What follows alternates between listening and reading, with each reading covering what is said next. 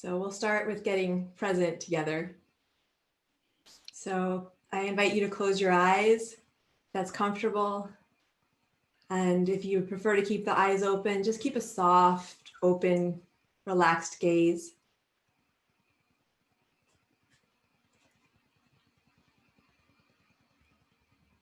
And turn your attention to your body, to your animal body, to sensation.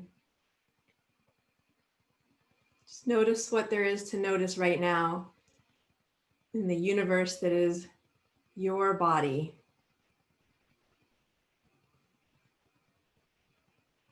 What sensations do you notice?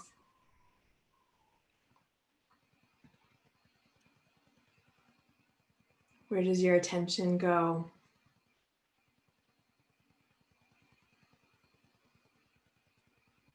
And then notice the flow of your breath. How is your breath moving right now? And just being with your breath. Nothing to do, nothing to change. Just you and your breath hanging out, breathing.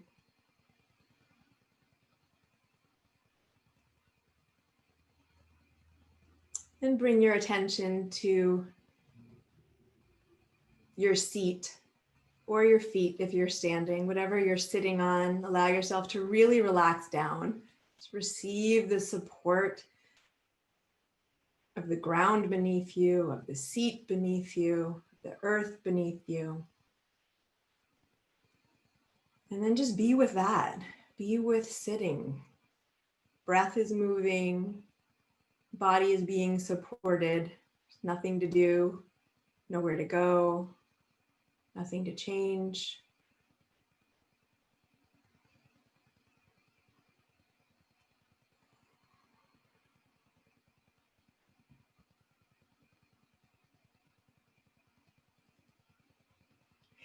And then, like you are planting seeds in your body, and each seed says, I wonder.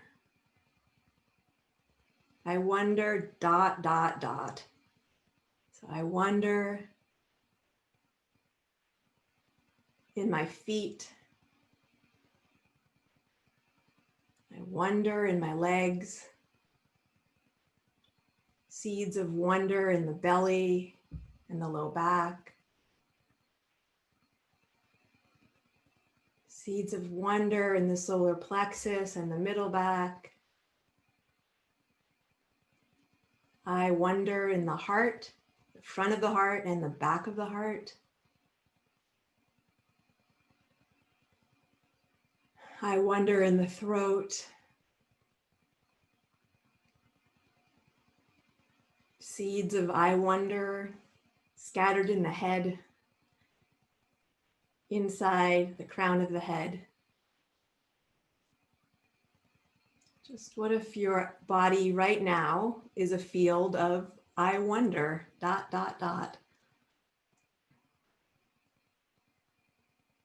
And then just focus back to the breath, back to the body, to that support that never goes away of the earth supporting your being. And then just lengthen and deepen the breath consciously. Take 3 or 4 full breaths. And if your eyes are closed, invite them to open.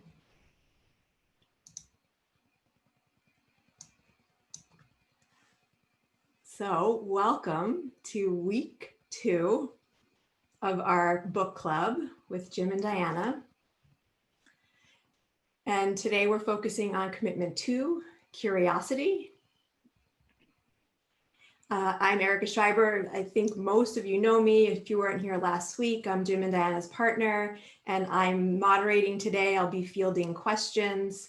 So when you're asking questions in the chat, I'll be the one looking through the questions and doing my best to get you on the mic so you can ask your questions. I'm always looking for questions that most serve the group.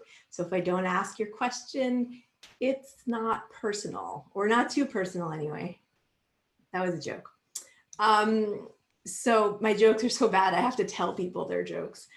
So logistics, notifications off, buzzers, bells, all of that. Dogs and kids come in, that happens sometimes.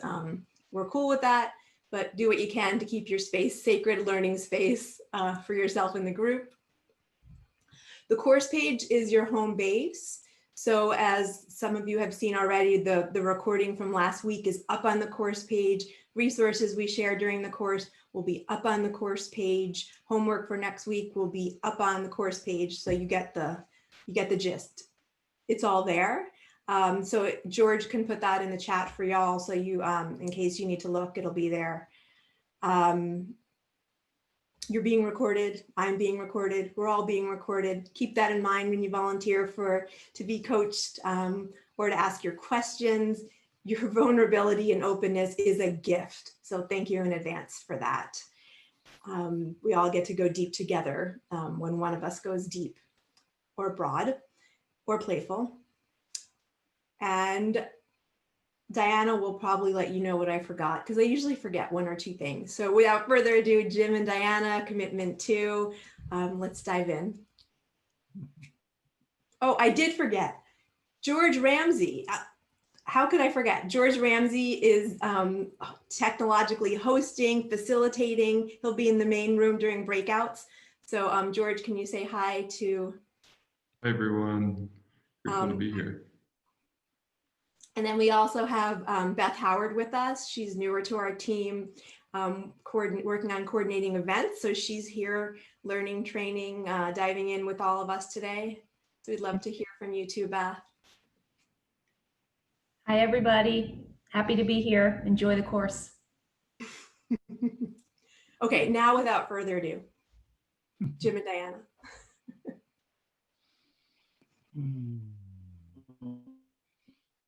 Hi, everybody. So I think we're going to start right in with a breakout session. And our thought is that we'll put you in breakouts, 3 of you in a room, and you'll have. Alrighty. Thanks, Erica. Uh-oh. Diana's at a different location today. Looks like she's having internet issues. So, yeah, Diana, you were breaking up a little bit. Talk and let's see if you're back and fully present. Okay, hi. Can you hear me? Yeah. Great. Okay. So I was just going to move people into the first breakout. There'll be 3 of you. You'll get 2 minutes, about a minute to get settled, and then 2 minutes each. And what we want to give you a chance to talk about is, what were your learnings this week? As we talked last week about commitment number 1 and what it looks like to take radical responsibility and to live in the world, allowing the world to be your teacher, welcoming what's occurring, and how to begin to end blame and criticism. So we just want you to have a chance to share. What were your learnings? What were your practices? What did you notice? What occurred from you after last week? So a couple of minutes just to do some review, and then we'll dive into commitment number 2 in this week. Okay, George, whenever you're ready, let's break us out. All right, everybody, welcome back. So that was a little bit of a chance to review your learnings, your experiences, any ahas you had from your practice this past week. Now what we'd like you to do is, in the chat, I'd like you to type anything you're interested in learning or experiencing about chapter 2. So you had some pre-reading to do and some things to pay attention to. You know, in this chapter, we talk about things like the desire to be right and creating a feedback-rich environment. We talk a lot about the drift shift model, which we're going to go into with you.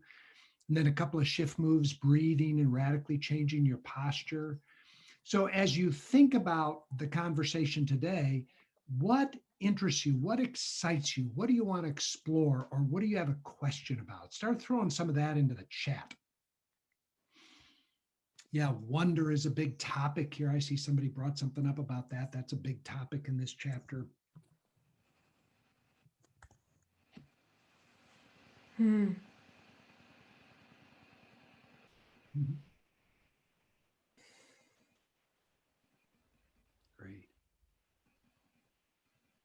Yeah, how to tap into feedback, shift moves to get into a wonder state.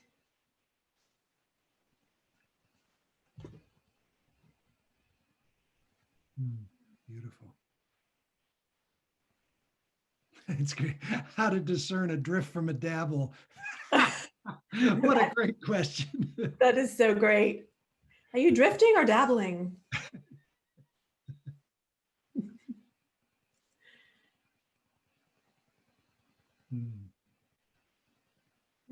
How does this relate to our lives in the business world as leaders? We have a thought or two about that.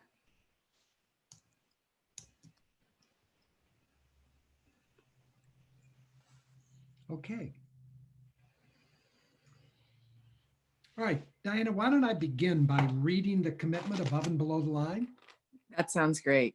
And then we can do a little bit of talking about what we think is really important in this chapter. And then we'll just go from there and see where we go. So again, remember chapter 1 was about the difference between taking radical responsibility from above the line versus below the line, living in blame and criticism, living in the victim, villain, hero, drama triangle. So above the line, I'm taking or claiming agency, responsibility, creatorship, being the creator of my experience. And below the line, I'm experiencing life is happening to me. I'm at the effect of.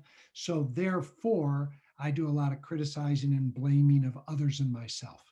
So now when we come to week 2, we're going to look at what's above the line is curiosity and wonder, a commitment to learning. And what's below the line is our compulsion to be right, our egoic fixation on needing to be right. We'll explore that. Okay, so above the line, the commitment says, I commit to growing in self-awareness.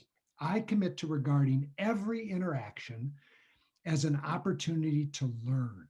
I commit to curiosity as a path to rapid learning. And below the line, I commit to being right and to seeing that this situation as something that is happening to me. I commit to being defensive, especially when I'm certain that I'm right. So those are the 2 spaces we're going to play in this week. All right, so one of the things that gets covered in this chapter, George, if you could put up the drift shift model. This is another model that we got from Gay and Katie Hendricks. At least that's the first place I ever experienced it. And I love this because it so maps, at least it maps my daily experience. And you might find that it maps your experience. So at the top of the diagram is presence, or being in flow, or being in a high state of trust, an improvisational dance with life. It's that state of full aliveness, whatever words you want to use to describe that. And we say in the chapter, but I just want to remind you, because it was so profound for me the first time I heard Katie Hendricks say and Gay say that the average person can spend 0 to 4 seconds in presence. Now that's good to know. I like that, not so much as we're all goofballs because we can't stay present longer than that. I like it because it's so darn compassionate. I can basically, when I begin the practice of waking up, I can pretty much count on the reality that I'll be able to stay fully present for about 0 to 4 seconds. And of course, if you've ever done any kind of mindfulness or meditation practice, and you're just going to, pay attention to your breath, count your breaths, inhale, exhale, you'll discover that you can stay doing that for about 0 to 4 seconds before you're hijacked. You're off someplace else. The mind has captured you. You've gone away. And that's really true. And by the way, this is really true in relationships as well. And somebody asked a question about work. Our experience is that most people can stay in full presence with another person or with their team for about 0 to 4 seconds. Just think about a meeting that you're in and how long you stay present before you've drifted. How long you stay present before your mind has wandered and you're gone. Or how long you can stay in co-creative space which is a whole set of practices before you've moved out of co-creativity with your workmates into codependency. It's just, these are skills that we're learning, we're practicing. So what we say is that when I go out of presence, it's because, and I love this term, something so neutral as something happens. It could literally be a thought shows up, or we see an email come into our inbox, or we actually have a pain in our stomach, or we just think a thought. So something very neutral, there can be a loud noise. Something happens and we're momentarily hijacked out of presence. Now we can immediately shift back, or if we don't, we go down to the bottom and that looks like a drift. And we're going to extensively talk about drifts today. And if we really get stuck in our drift, then we drop into the drama triangle. And we can stay there for hours or days, months, years, decades, lifetimes. Eventually, we shift and we come back into presence. So the reason we love this model so much is because it's not about the perfection of staying present or awake all the time. That's not what it's about. The practice is about noticing when you've fallen off the horse. So it's not how much time you spend on the horse, it's noticing when you fall off the horse and having reliable ways to get back on the horse. So we're all present, drift, shift, present, drift, shift. That's the game. So over time, we're extending our capacity to play in presence, to play with each other in co-creativity. We're extending that. And we're becoming more and more aware when we've drifted out of presence or fallen off the horse, and we have reliable ways back in.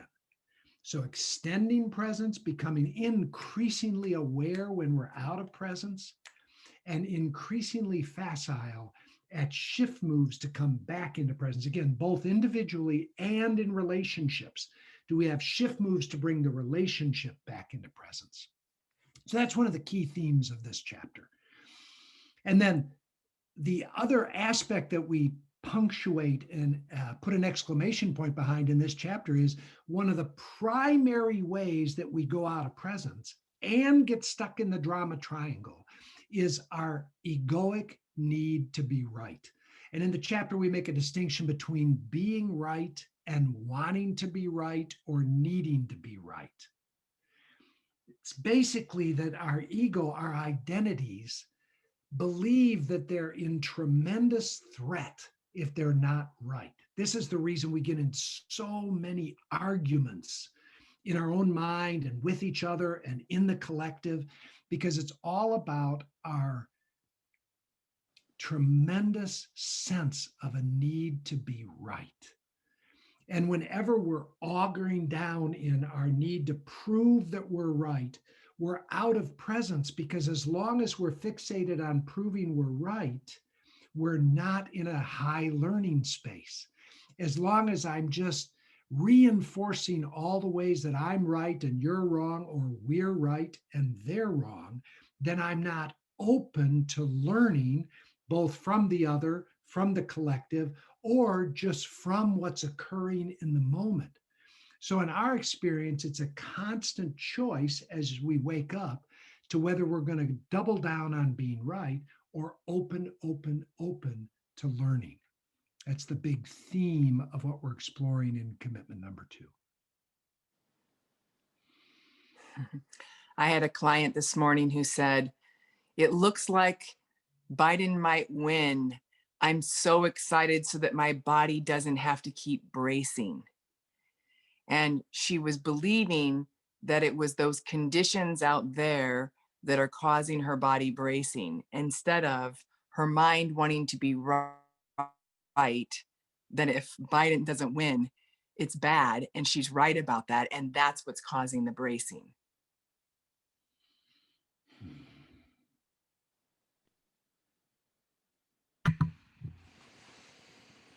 All right.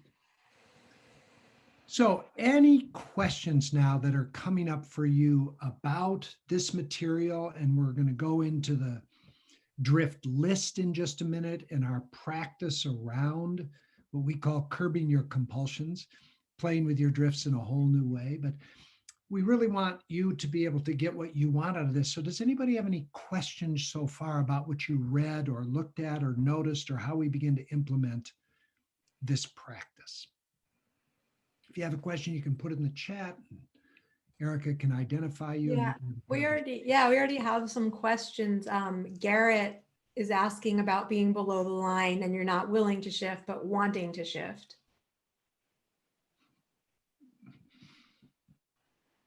Or do you just want to have questions about this commitment right now? Just while you find that question, you know, first of all, it's great you can distinguish wanting versus willing. And if you're unwilling to shift, that's great. Don't shift. Just get back in the triangle and exaggerate your attachment to your drama. Don't effort your way to shifting. It just doesn't work that way. Welcome and love your unwillingness to shift. And in this case, welcome your unwillingness to let go of needing to be right. In fact, go the other direction. Argue even more for how you're right. Make it bigger. Exaggerate the hell out of it so that you can really feel how right you are and how wrong they are. So just the opposite. Don't try to effort your way to a shift. That never works. Accept yourself for being unwilling to shift and then exaggerate it and make it bigger. Dominic K's got a question about this. Yes, my question was, if we are aware that we are drifting, like, aren't we already sort of back in presence? Or I sometimes feel like there's so different layers to that, like, okay, I'm being present on one layer, but maybe not on another one. And I'm, yeah, like, what can you say about that? Or can you be aware, but in the drama triangle, like present, but in the drama triangle? Yeah, it's great.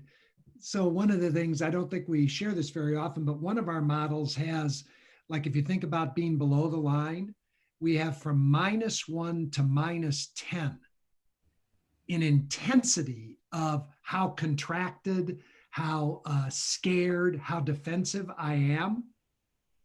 And one of the indications that you're getting more to -1 and less to -10 is that there begins to become some awareness that I'm in a reactive pattern. So it's a great observation that aware presence, whatever you want to call that, first of all, that aware presence is never below the line. It's always presence. And all of a sudden, or something occurs and I can have an aware presence that can look back and notice the contraction. So at that moment, I'm at a choice point. Prior to that, I'm not at a choice point. I'm just trapped in my drift. I'm just trapped in my reactive pattern. But we've all had the experience of noticing, oh golly, I can feel it. I can feel the contraction in my body. I can feel the tightening in my jaw. I can feel it myself getting adrenalized and revving up. I can see myself feeling at the effect of. So right there, I have enough awareness to see it, but I haven't yet chosen to do the shift moves and practices to begin to release the stuckness and allow myself to return to full presence. So I think you're onto it there, Dominic. There's that moment when there's enough awareness to be at choice versus at the effect. But at least in my experience, there are times when I have awareness and I just double down on my reactive pattern. It's just like, I can tell it, but I do not give a fuck. I am going down for more. Does that make sense, Dominic? Yes. Yeah, it's interesting also what you say, that you can observe if you're like on a downward track or on an upward track, sort of like going down the levels or up the levels. Thank you.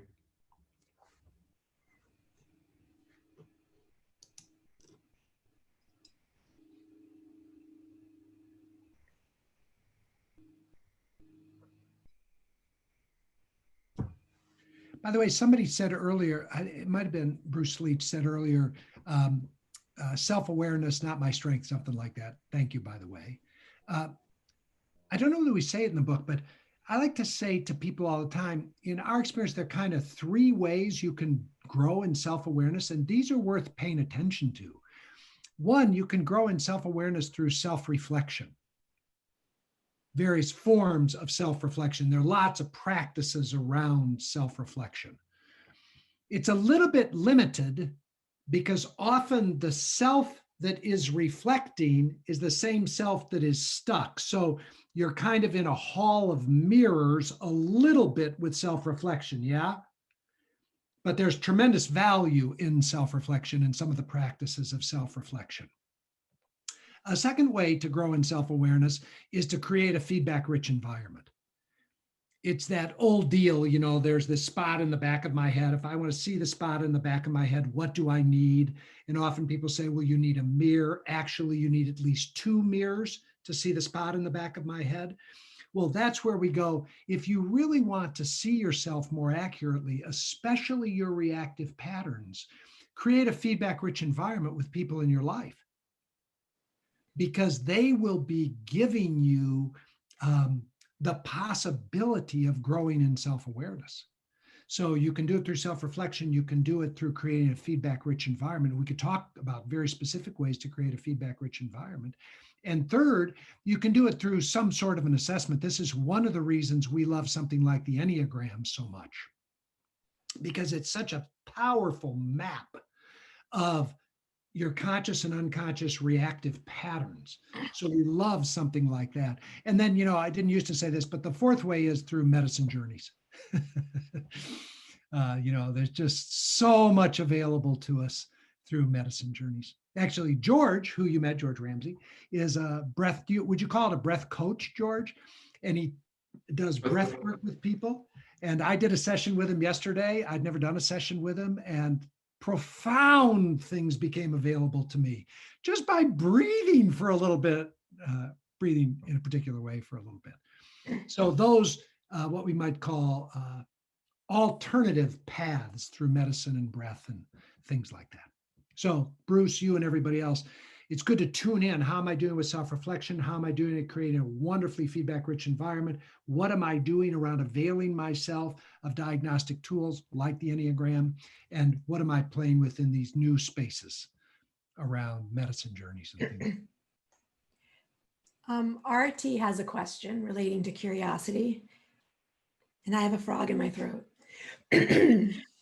Hi. So I have a couple of teenagers, and they have the need to be right, which is good because they're growing. But at the same time, I'm coming from I'm shifting right now, and they can see that I'm more curious and open than I used to be. But I'm finding that they're not seeing me the way I'm seeing myself.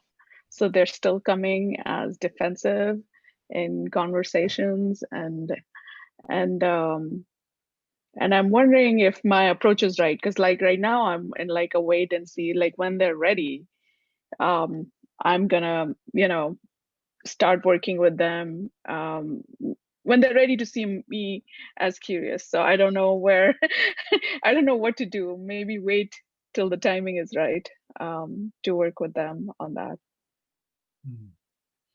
Diana, I want to check with you. Talk and see if you're on front. Diana's having some technical problems. Are you, speak a little bit, see if you're. I think I've got it cleaned up. Okay, great. How's it going?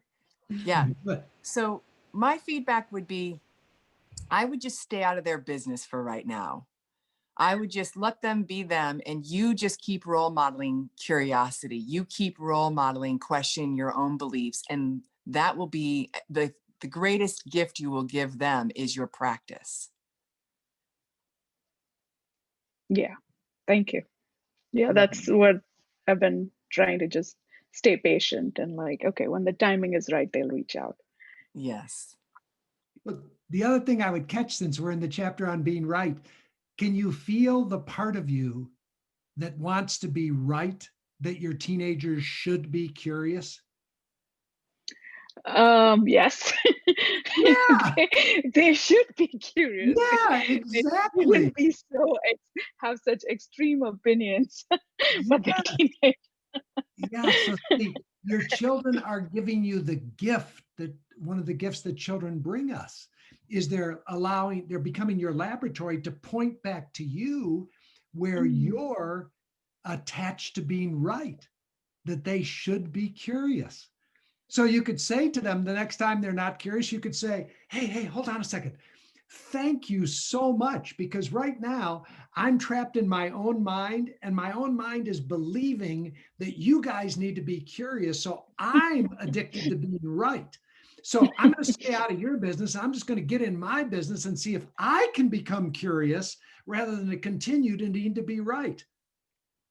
Yeah. That's Yeah, a because you want the best for them. So you're just like, okay, I got this gift now from this book club. Like, I want to pass it on, and so you're needing to be right. Yeah, I can. Of course, we want the best for our children. Where the ego gets involved is where we think we know what is best for our children, including that consciousness is best for our children. Mhm, mhm. It's just a subtle trap. It's just another way of Yeah. it's just another way of saying eating vegetables is best for our children, you know? Well, I don't know. Do you need to be right about that too? And then you can just make being conscious like eating vegetables. And the next thing you know, you've become the consciousness cop in your family, and you're still Mhm. attached to being right. Mhm. Yeah. Thank you. That was funny. Yeah, Deepa has a question about the reverse situation when you're getting feedback and you don't feel so curious yourself. So go ahead, Deepa. Thank you. I forgot my question, but now thank you for reminding me. Yeah, so for me, it's when you're getting feedback and it's not really wanted, and then it's kind of, I think I've been in that situation where I've received feedback from my colleagues, and I thought I was doing such a great job, and then I read a comment around how they felt, and I felt really hurt, and I thought, well, this is not true. I'm really inclusive. I get everyone involved, and that's not right. And I think it's kind of, I know that I need to be curious and learn, but during that moment, it felt very hurtful, and it's, I found it quite hard to move to that level of curiosity. I did have the conversation around, okay, I'll look at ways where there's a reason for this, and I'll look at ways how I can change things I'm doing. I think there's still that remaining thing inside me that I was right in what I did. So it's kind of how to marry up what you think you know rationally and then how you feel. Okay, I'm gonna see if I can answer this quickly, so I'm not gonna blur out for you. You said you felt hurt when you got the feedback. Mhm. Can you find what you needed to be right about to hurt yourself with the feedback? Um, uh, I needed to be right about being a good manager. So I'm right that I'm a good manager. So when I hear your feedback saying I'm not, I hurt myself. Is that right? Yeah. Uh-huh. Any other ways you hurt yourself when, any other ways you're needing to be right when you hurt yourself with the feedback?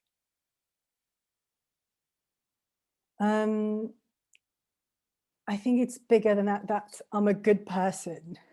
And I'm right that good people don't get critical feedback. Exactly. Uh-huh. Good. So there's two parts here that I see. One is, first I'm needing to be right about a bunch of things to upset my own self about the feedback. And that in and of itself makes me not very available for feedback. So can I question all those? And then from above the line, our experience is we take all feedback and we say, how is it true? Not is it true? How is it true? And we stay very curious. What do I get to learn? So what was the feedback you got? So one of the team members said she felt that I didn't listen to her opinion. And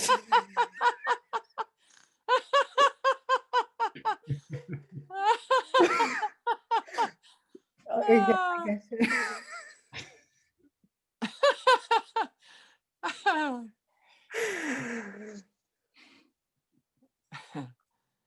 Yeah. Thank you. You're welcome. Got my answer. Oh.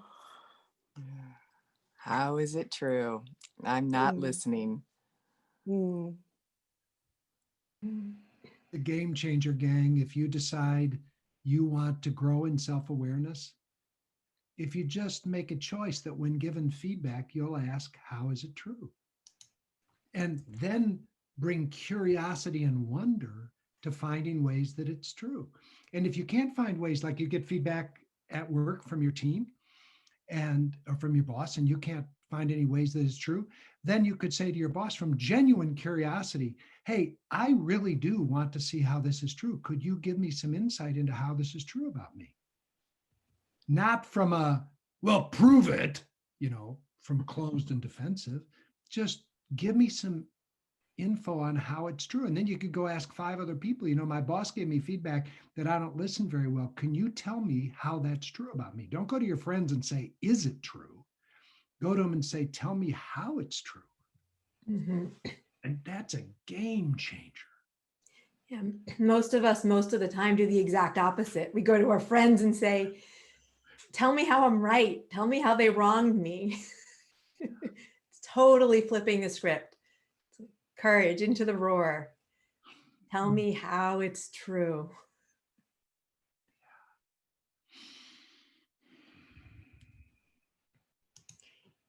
Next question we have from Karina or Karina, Karina.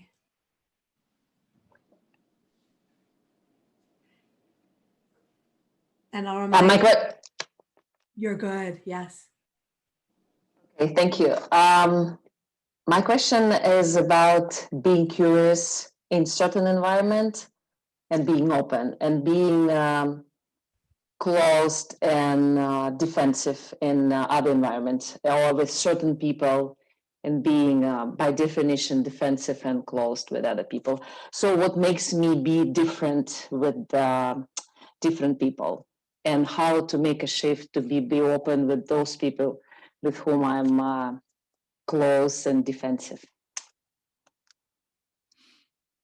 Mhm. Well, I'll jump in.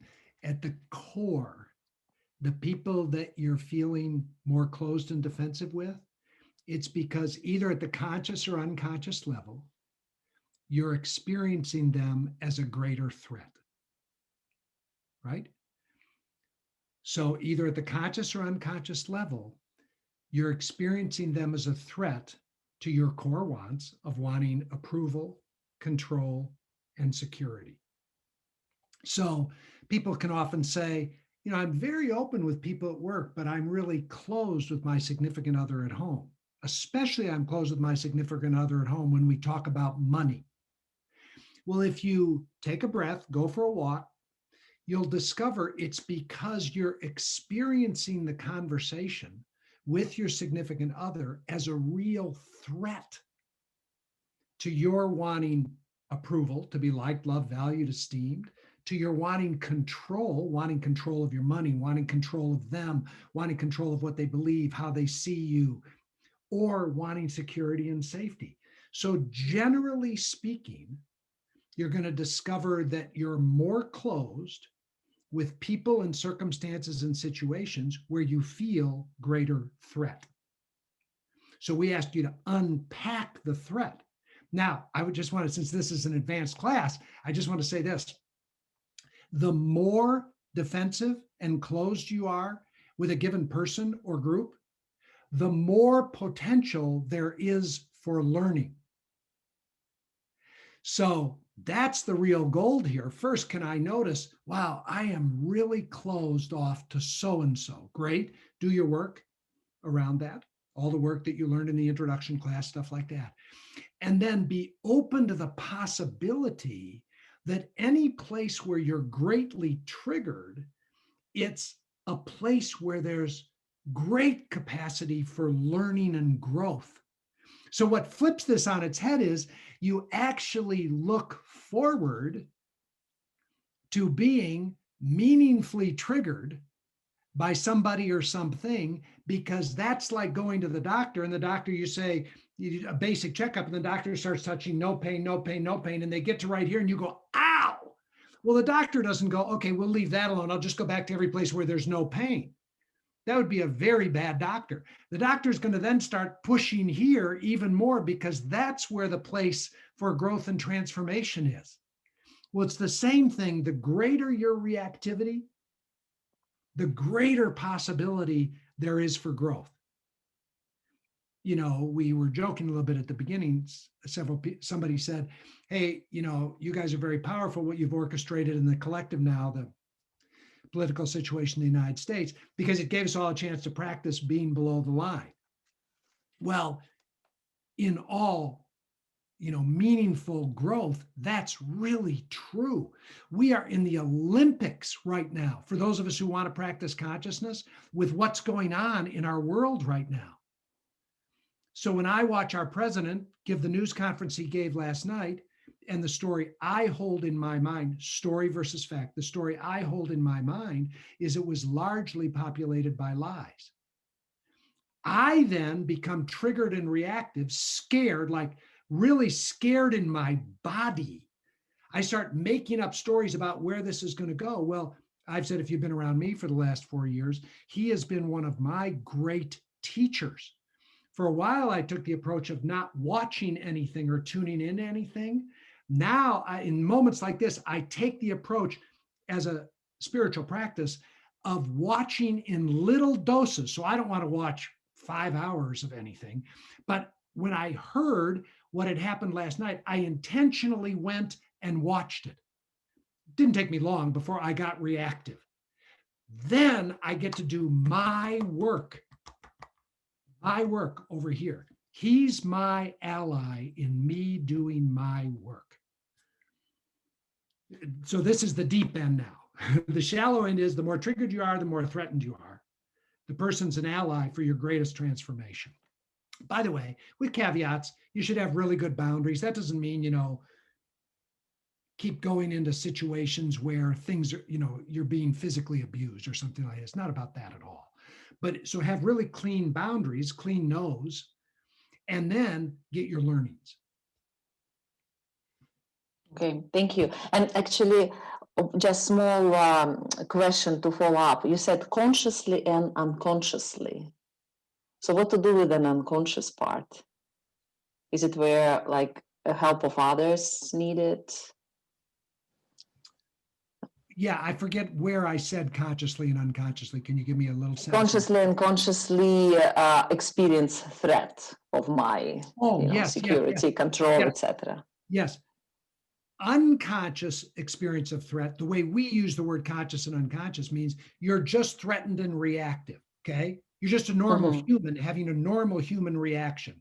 That's unconscious. You're just in the automaticity of your mind and your personality structure, okay? Okay, right. So conscious means I ask myself, wow, I'm in a threatened state. What am I experiencing as being threatened? Is it my wanting of approval, control, security, or oneness? Those are the 4 core wants. So now I've brought conscious light to where I'm feeling threatened. And the gift of that is it helps me see where I'm outsourcing approval, control, security, or oneness to others rather than sourcing it from the inside. So now I'm in a conscious experience of dealing with my threat versus just an unconscious reactivity. The threat is a gift. Great, thank you. And when Jim says he does his work, what he means by that is he goes back through the 4 questions of conscious leadership. Where am I? Can I accept myself for being scared? Am I willing to shift, and how will I shift? So somebody asked that in the chat. What does Jim mean by doing his work? He goes back to the 4 questions of conscious leadership.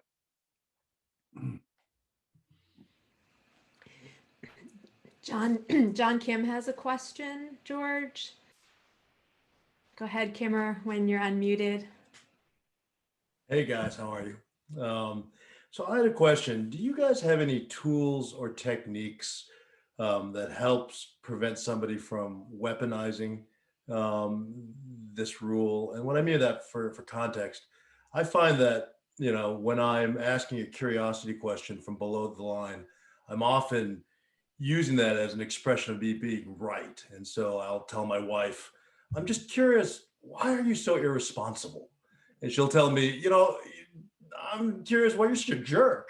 And what happens is the exercise and the practice, because we're so used to practicing, will disconnect me from the traditional tools that I will use to identify whether or not I'm below the line. Like the where am I question actually disappears because I've actually superseded it with, I'm using the technique of curiosity, when I really know that most of the time, I really mean most of the time, I'm really using it as an expression of being right. And so, but it's hard to keep sort of presence around that when I'm using a tool that I find to be, you know, supposed to be in the service of me. So I'm curious if you guys have any tools, techniques to help. And this has been a challenge of mine ever since I've been practicing CLG in general. Thanks. I have a couple thoughts. First of all, you could just do this as a practice for like a week with Jody, your partner. You just do this for practice a week. Before you ask any question, including what's the weather today, what you got on your schedule today, Jody, you know, what's going on. Before you ask any question, just take a 2-second pause and just ask yourself, where am I asking this from? Just do that, or just do it for a day. Play a game, because she's a practitioner too. You could play a game. Before we ask any questions, we'll pause and we'll just ask, where am I asking this from? And that will bring, if you're open, that'll start to bring instant awareness. You can go a little further, real simple thing. Am I asking this from fear or love? That's such a good one. Mm-hmm. And then the graduate school practice, I'll just stick with what you were asking, like when you asked Jody, you know, I'm just curious, why are you doing such and such? For a period of time, eliminate asking questions.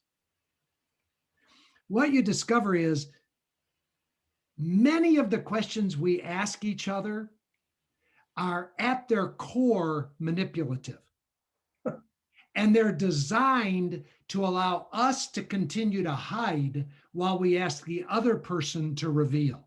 You get this, Kimmer, I know this, right? So put yourself on a question. People think it's so great to ask questions, and there's a way in which questions are wonderful, but there's a way from below the line that questions are incredibly manipulative. So instead of asking Jody a question, you can say, Jody, I noticed I wanted to ask you a why question about what you were doing. But instead, here's what I want to say.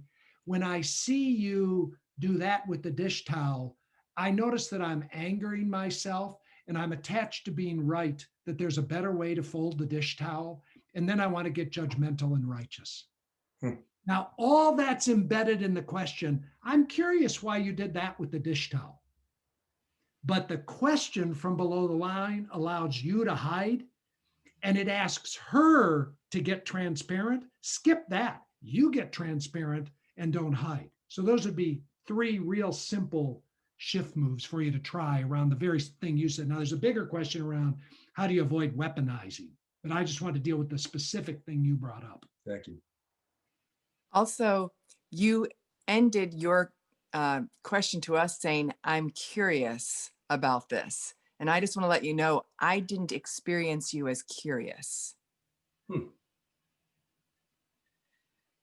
I experience you asking the question from below the line. I'm right, I shouldn't weaponize. I'm right, this is a problem. I'm right, I got to figure this out. Hmm. I don't hear you in a state of curiosity. That's really good.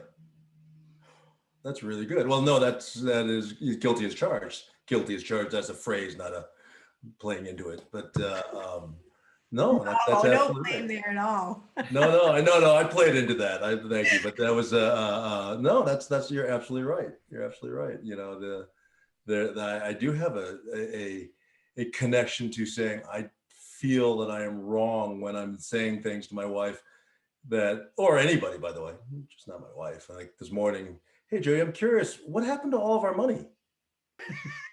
Like, gosh, we used to have so much, it's gone now. And those things are all, you're right. And I laugh and I think to myself, there are so many different dimensions of what I'm trying to express. And I'm actually hiding it behind this.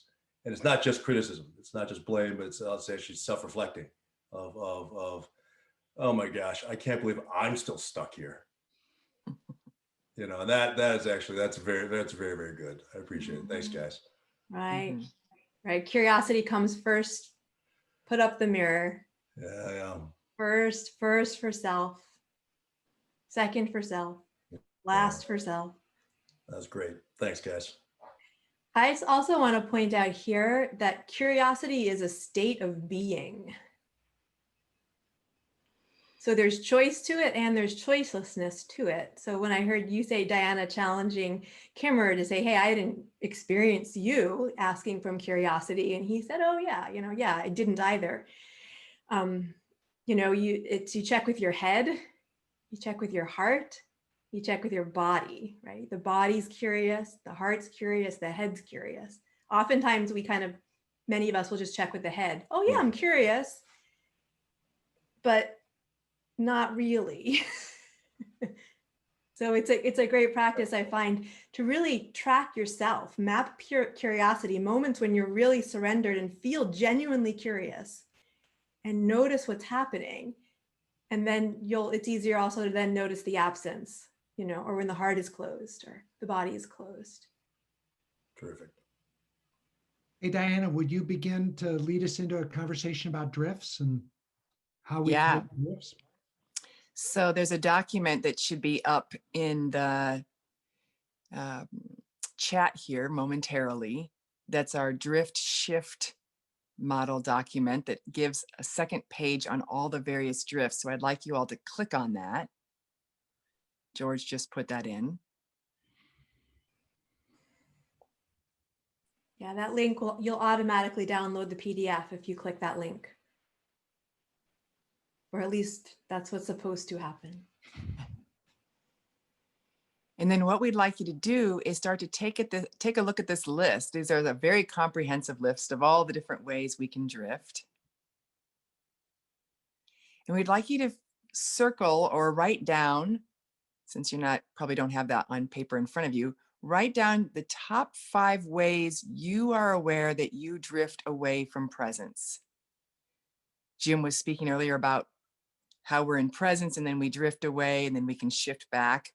We want you to start to get aware of what are the most common ways you drift. So write down 5. You're going to be sharing this with a group, so we want to make sure you have something to share. And if you have questions, most people have some questions about some things on that list, like why is this here, or what's this one mean? And this drift list doesn't mean that just because you do these things, you're drifting. You could do these things from above the line as well. But these are the ways that we see people from below the line leave presence. So anybody have any questions as you look through this list of what do these things mean?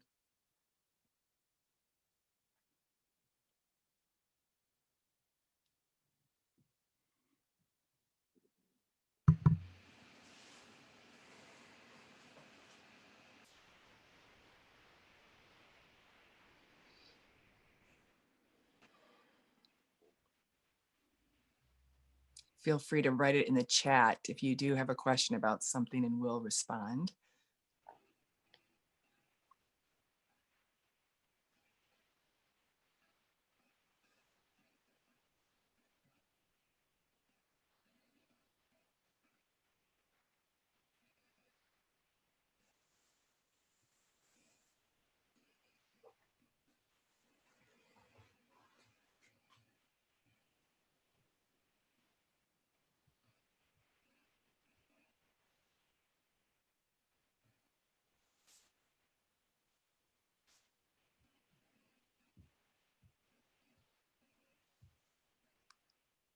So the list of the drift moves is in the document on the second page that was just posted in the chat.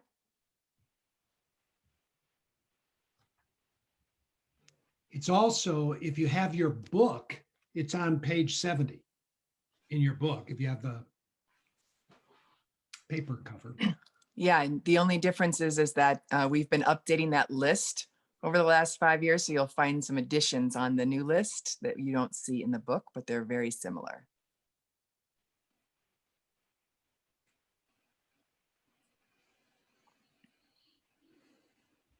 Okay, I think that's enough time.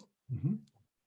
Great, so George is going to put everyone into breakout rooms, and you're going to get a chance to share with others what you're identifying as your top 5 drift moves, and you'll hear from others, and maybe they'll spur you to go, oh, I have that one too, and help you get a little more clarity on your own drifts. It's a particular form of bonding. That's right. So person with the shortest hair, you go first. And George, when you're ready, we'll put them into breakouts. Here we go. So I want to know if anybody has any more questions about this concept of drifting and these various different drifts that we can all do. Anybody have any specific questions before we move on? Are they good or bad?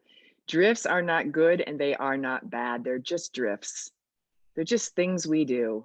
And we highly recommend you just make it like, oh, today's Friday and I'm drifting in this particular way. They're all just activities. Debbie made a carrot cake. One of our kids had a birthday last night. I ate the first piece of carrot cake from Presents, and I ate the second one in a drift. Exact same thing. You know me too well, Erica. I said, get this shit out of here. I've lost it. I'm going down the hole. And, really, the first one I could tell, I was present. I was tasting. The second one, you know what it's like when your mouth just starts eating. And then I was in kind of sugar shock. And so the first, same activity, fork, bite, eat. One, presence, the other one, I was in a drift. And I realized I was in a drift because I wanted the party to be over. I was tired of being with everybody. And instead of just saying, hey, you guys, I'm going to take my leave and go upstairs and go to bed, I stayed and compensated for my being out of presence in overriding my desire to leave by eating another piece of carrot cake to numb myself out. I don't make myself bad for that. It's just, oh God, there you go. Okay. Just me doing my thing. And so drifts can both take you below the line, and you can also be below line and drifting, because I saw that question. So here is another document that we're going to put up called Curbing Your Compulsions. A lot of your drifts can become compulsions versus impulses. And I'm going to describe the difference between that.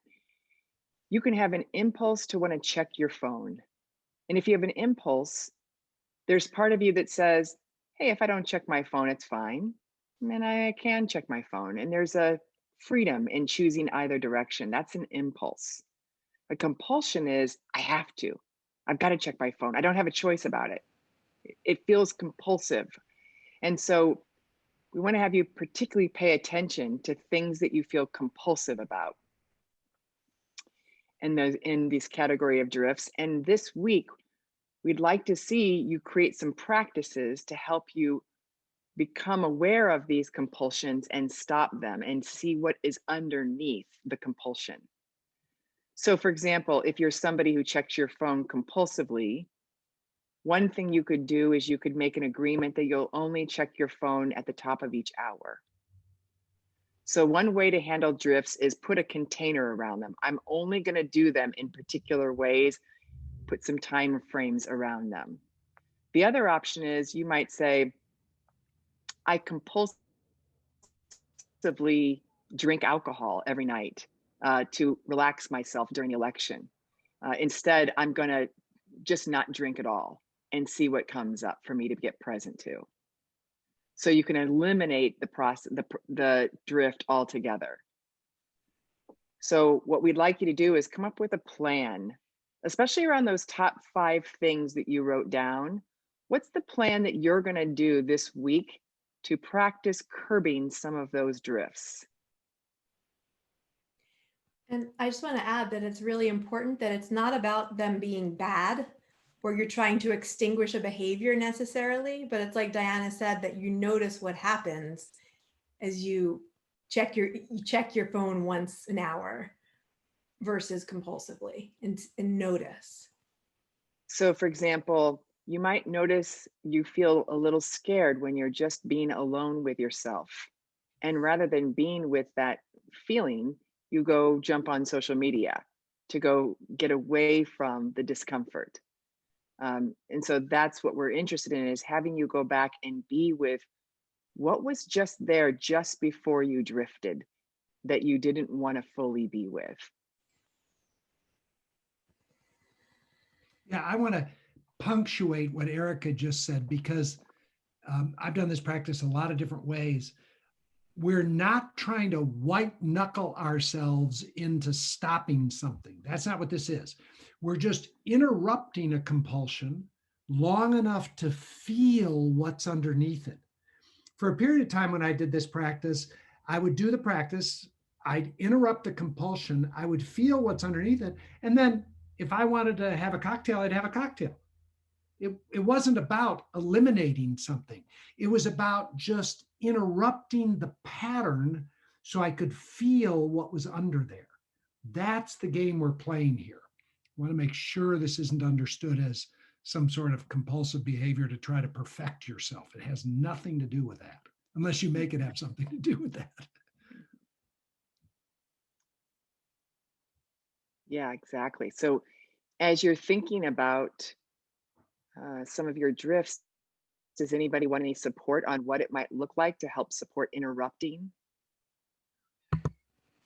Happy to give you a little coaching.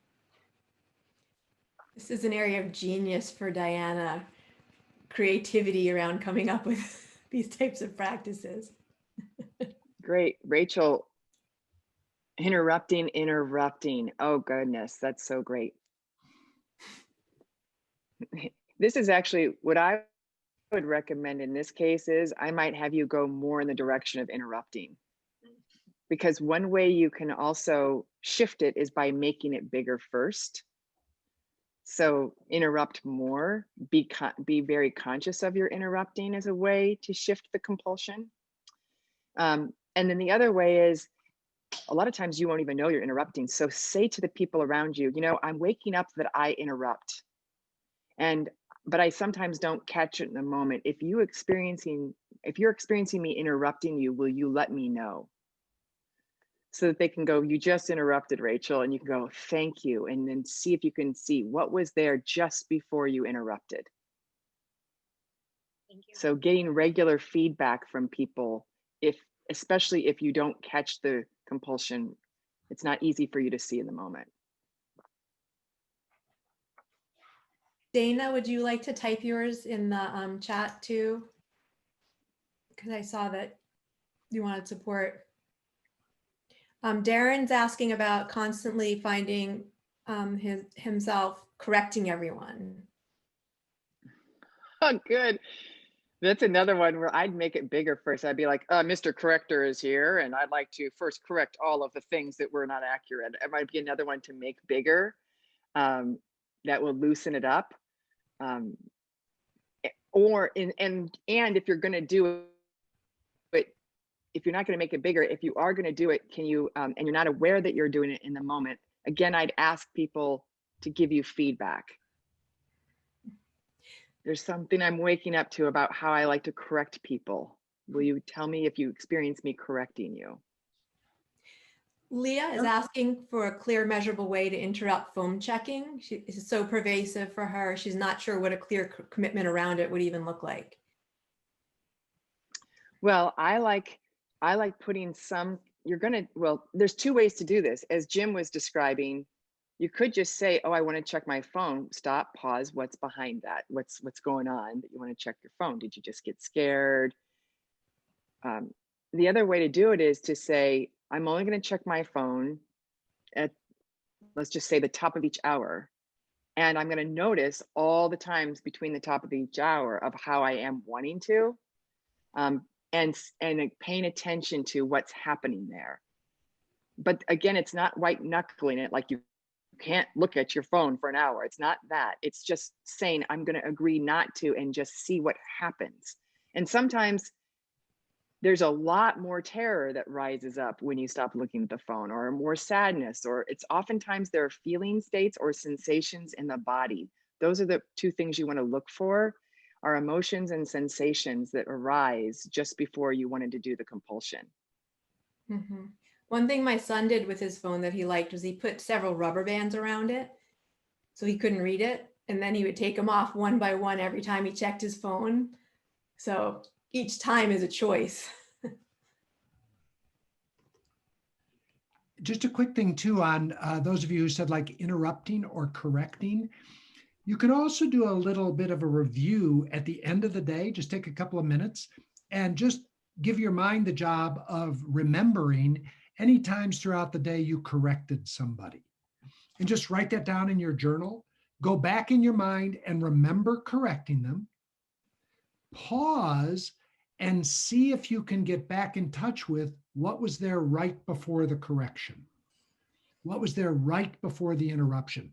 You can actually do that in a way that you can revisit the energy that was there at first. If you do it as a visualization, that can be a helpful way to do these with things like interrupting, correcting, worrying, things like that. Here's another category. Nicole Bliss says twirling hair. So that goes for any type of,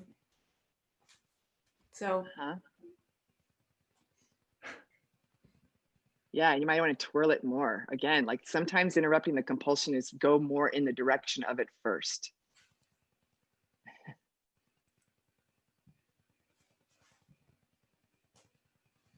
And if you want to, yes, and if you want to play the other way, put your hair in a bun. Put it up. So or just shave your head. Yeah. So it will take some activity to twirl. You know, again, the goal here is not to stop twirling your hair, but it's just to put a little something there so that when you start to reach to twirl, you go, oh yeah, there it is. Then do your work. And then if you want to let your hair down, twirl it, go ahead and do that. Or go find somebody else's hair and twirl that. It doesn't matter. Just do something that puts a little bit of a gap between you and your compulsion. Mm-hmm. Does the compulsion need to be an action or can it be a feeling? Yeah, sometimes like some people say they tighten up their anus as a compulsion, or they have some kind of a way they get tense in their body, and can be a compulsion. And so again, making that bigger, go more that direction is one great way. If it is happening, to see if you can amplify it, like turn the volume up, and then recognize you can turn the volume down and play around with how you have volume control. That's really helpful, because a lot of people don't think they have volume control over sensations. Another toss I'd give you there is, let's say you're playing with the fact that there's some compulsivity around anger and irritation in certain situations. Great. Notice that, and then just ask yourself the question, what's underneath the anger? And or what's underneath the sadness? Sometimes there's anger underneath your sadness. What's underneath the fear? If there's a compulsive, repetitive, emotional state that you're trapped in, Just welcome it and then check, is there something underneath that? That's the whole idea, that when we're doing drifts compulsively, it's because we're wanting to avoid experiencing our experience. It's a good definition of a compulsion. Anything we do repetitively that we're doing in order to avoid experiencing our experience. It's also a good definition of addiction. I like that definition because then we can see that most of us are addicts. Just your substance might not be alcohol, it might be your phone.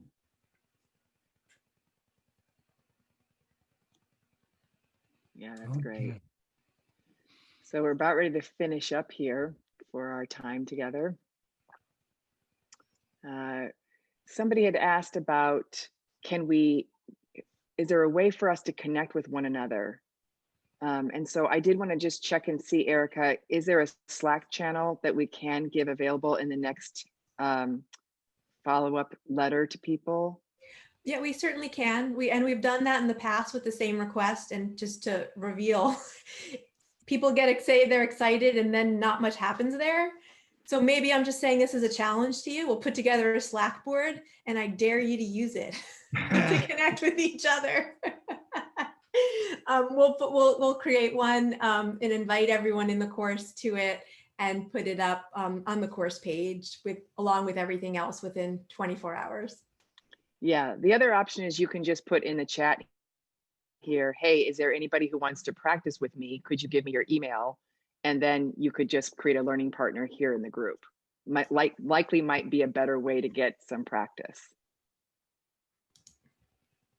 Yep, and we will put the Slack board together in case, just to facilitate, just for ease. It's a simple thing to do. And yes, what Diana said is true. Yeah, you don't know what a Slack board is, you'll. It's simple. All right. I'm going to unmute everybody and get a chance to say goodbye. Thank you. Thank you. Thank you, everybody. Bye. Thank Thank you very you. much. Thank you. Goodbye. Thank you so much.